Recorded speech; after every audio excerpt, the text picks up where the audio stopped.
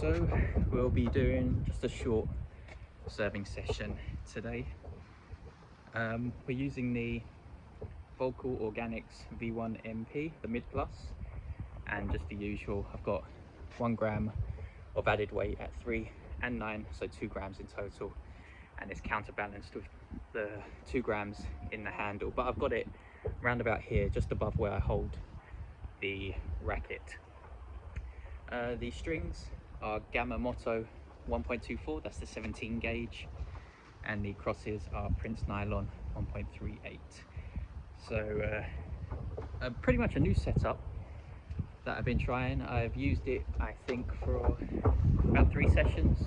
1 was a practice match, 2 were pretty much just coaching sessions, and I've been very impressed with it so far. I've loved the way, actually another practice match, and that's 4 sessions, and in terms of just height and line control, it is excelling beyond what I expected, so really happy with that. And I haven't had to sacrifice too much line control, too much length control, so the shot speed isn't too excessive off of it, despite there being less string movement and less racket movement because of the increased torsional stability. So that's perfect, exactly really what I was looking for from the previous setups that were providing a ton of length control.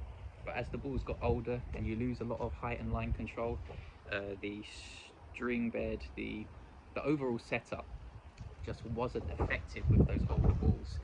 And as the rallies got longer, my rally tolerance just wasn't at the level I expected. I need it to be, or yeah, it needs to be, in order for me to raise my level. So that was the reason for this particular change, and I've been happy with the progress so far. I've had a few pretty much coaching sessions with another lady who has told me that I don't come into the net as much as I should, and I've heard that one before, so I kind of agree with it. It's mainly due to a confidence issue. I don't feel like my serve is good enough to really come in behind. Perhaps it is, maybe that's the reason people keep telling me this, so I need to trust her judgment on this one. And seeing as that is the path we're going to go down for the time being, this serving session will be focused on serves that will allow me the access to come into the net behind the serve.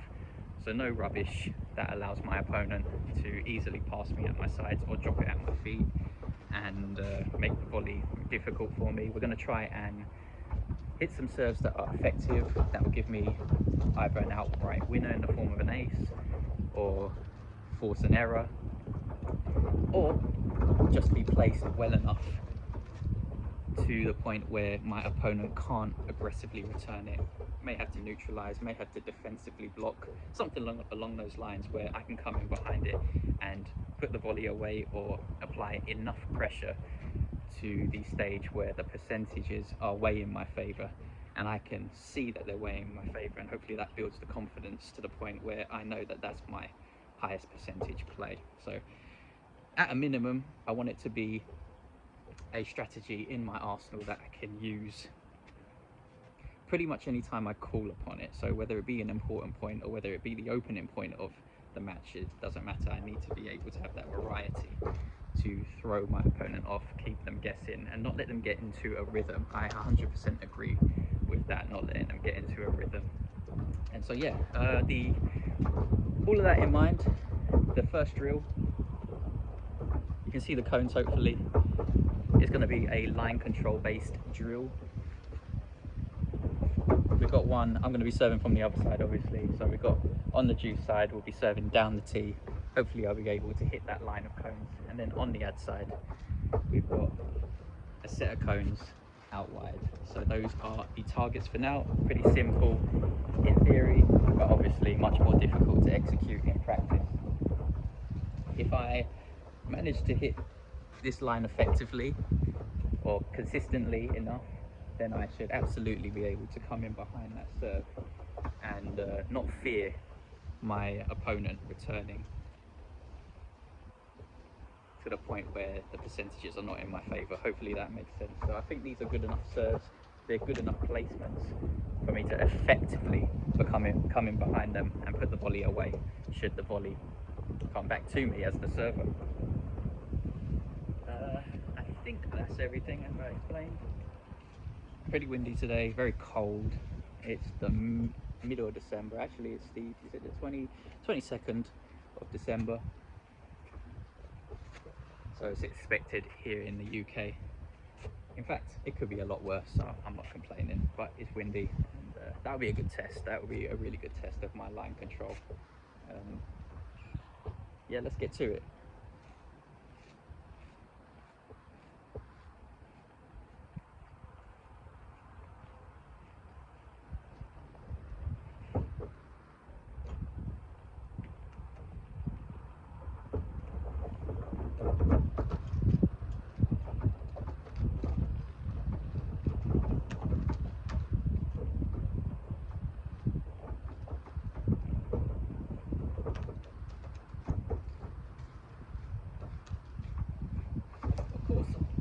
To mention the setup that we've been using for the 4 previous sessions that I really like. Made a slight alteration to it. I've got 2 string savers, again in my favorite position, the 4th cross string down and the middle 2 main strings. So if I hold it up close, you should be able to see the 2 string savers there. That reduces movement, that increases height and line control. So hopefully it doesn't come at the cost of an increase too much in the form of shot speed where I lose length control. So hopefully that stays at an acceptable level, but the increase in height and line control, particularly line control, obviously for this drill, is going to help me be able to place that serve consistently enough in the corners where I can come in behind it and put the volley away. I mean, it's pretty simple really, but we like to complicate this game. I love to complicate this game. So yeah, let's get to it. Couple warm-ups first.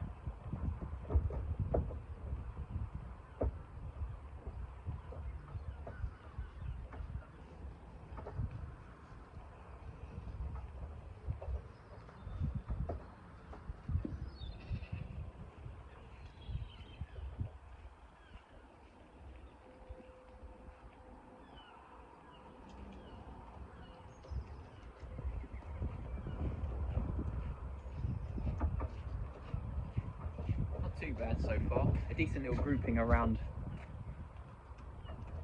the juice side T serve. Right, now we're going to mix it up. We're going to include the ad side out wide, and also I'm going to follow in the serve after, so I'm going to try and fully imitate a serve and volley. Not all the way to the net, I'm not that fit, but I will carry on my run after the serve, and we'll see how we get on there. The beginning was a bit iffy. I wasn't controlling that height all too well, but once I adjusted the radar a little bit, I think wasn't too bad. The actual line control, the grouping around the cone was pretty good, I thought. So yeah, let's get to it. Let's do the ad side as well, and we'll follow in the serve behind it.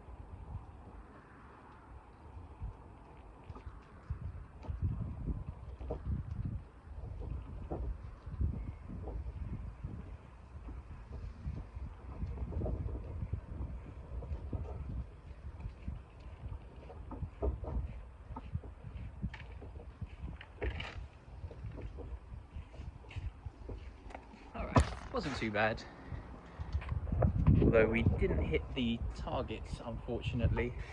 I thought the grouping around it felt pretty accurate for myself, relatively speaking. So I'm pretty happy with that. The wool off of the string bed felt very crisp. In fact, even just the 2 string savers, they make a difference in my opinion, from my experience, and in comparison to previous rackets we've used, previous string setups we've used, a massive difference, more than I can even put into words. So I'm pretty happy with that. The height and line control is on an up trajectory, I would say, and I didn't feel like I lost control of length. Despite not hitting the targets, I felt like I said the grouping around it was pretty small in comparison, so I'm not too unhappy with it. It was good, and also following in the serve behind it, that's not something I usually do in a drill, and I think I might have to do that again because it felt very alien to me. And if I'm gonna be serving and volleying more, that can't be the case. I have to be able to do that, and I have to be able to feel comfortable doing so. But overall, I'm pretty happy with it.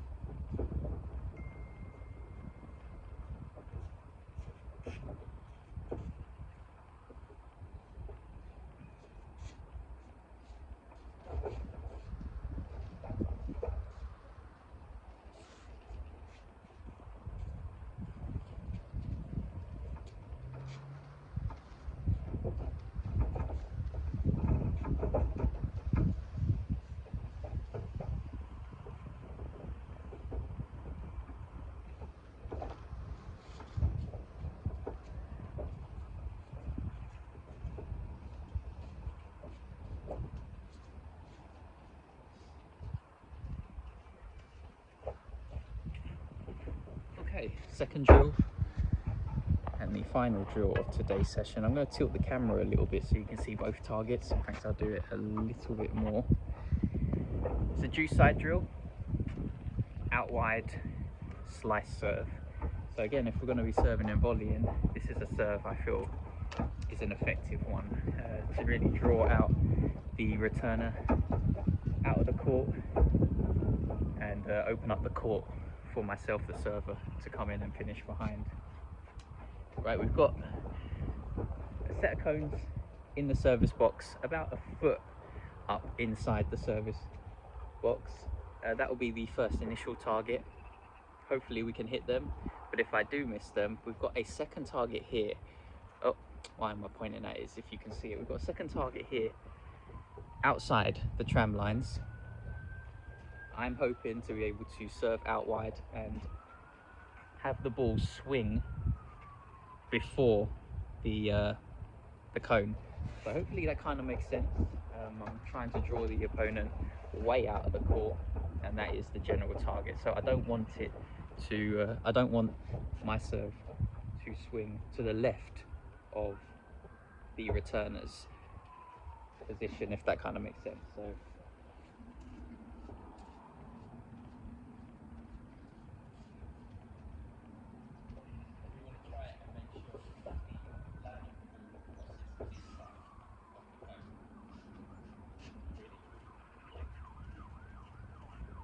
really draw out the returner. We'll see how it goes. We have two targets here. Hopefully we can nail both. Bearing in mind that the wind is going across, so it is helping the slice serve a little. So don't get too excited if we do this drill better than expected. And hopefully we don't put pressure on myself now, seeing as the wind is helping us for this drill. But yeah, let's get to it.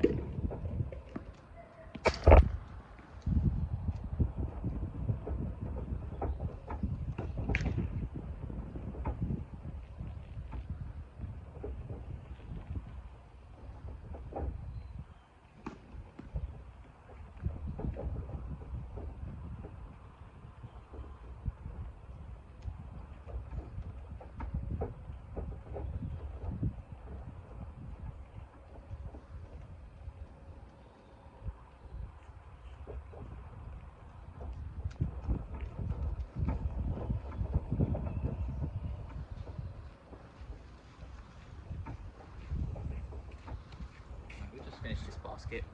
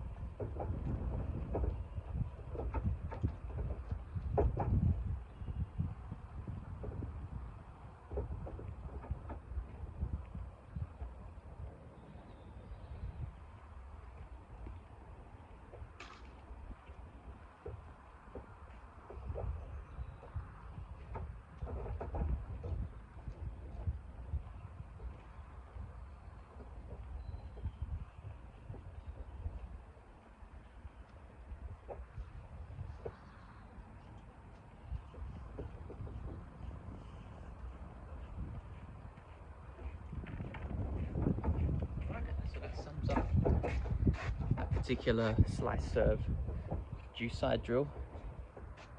I really enjoyed using this setup, I'm not going to lie. In fact, I kind of want to do another drill. I don't think we have time, 50 minutes in already, so I only plan to do 2 today, but 50 minutes for 2 drills, yeah, a decent amount of work. Hit the targets once, but the rear target, the one you can see to your right, I managed to get close enough to that in terms of line, to the point where I'm pretty happy with it. If I can hit that serve as consistently in matches as I was there, then I'm confident I'll be able to come in behind enough and finish enough points to make that a plus. EV play, a high percentage play. Not super high, but high enough to the point where I should be coming in rather than staying at the baseline, or at least using it as a mix-up in terms of variety. But yeah, this setup is, I'm trying to think of a setup that's better than this that we've tested so far at Kenya. I can't think of one. This is so beautifully balanced in terms of height, line and length control that I think this does go at #1. For those particular 2 drills that we done, those particular 2 serves, well actually 3 serves, the one out wide as well. We haven't tested it too much on the kick serve so far, or slice second serves, but those particular serves, they just take 0 effort to do as well, which I like. That means I can serve for an hour or 2 hours and not feel it as much as a setup that doesn't give you anything on serve and doesn't give you any control. So really good in that department. Obviously tennis is more than just serving, and so it has to excel in other departments as well. It has to have that balance, but in terms of just the control attributes over that first serve, whether it be the slice out wide or down the tee, the flatter ones out wide on the ad side, boy, this is going in the right direction. I'm really happy with it. Yeah, the grouping around the cones inside the service box I think was close enough to the point I can say I'm happy with it. One thing I did notice was when the ball bounced, it was obviously drifting, it was swinging, and then it sort of like kicked to the, it would be your left, the viewer's left, but it would be my right, so it sort of drifted and then kicked a tiny bit. So I didn't get the ball to carry on the path that it was going on. It sort of landed, kicked, and then went on. I don't know why it's grabbing the surface, it is quite dry. Usually, and obviously when it's wet, the ball just skids on with the line, and so that particular cone would be easier to clear. But I was finding that the ball would drift, land, sort of slightly kick to the right a little, and then carry on with the line of the ball. That was interesting to note. I don't know if there's anything you can really do about that in dry conditions. The ball is just naturally going to grab the surface. Yeah, I don't know if there's anything technique-wise I can do to try and get the ball to just skid on with the line and swing out further and make it more difficult for my returner by dragging them further out wide. I'm not sure, I'll have to think about that, but yeah, something interesting I thought to note. But yeah, a good session overall.